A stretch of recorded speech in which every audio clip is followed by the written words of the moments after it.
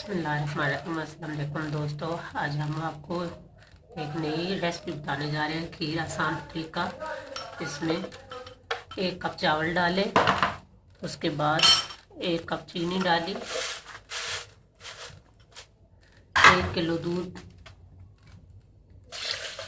डाला। अब इसको हम ग्राइंड करेंगे।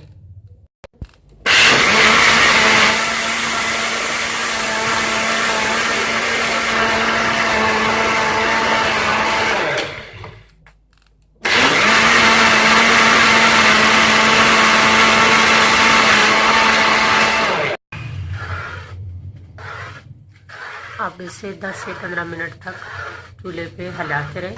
उसके बाद जब खीर तैयार हो गई तो चूल्हे से उतार इसको हल्की आंच पे चूल्हे पे रख दिया और लगातार इसको हिलाते रहना है। तकरीबन 10 से 15 मिनट में खीर तैयार हो जाती है।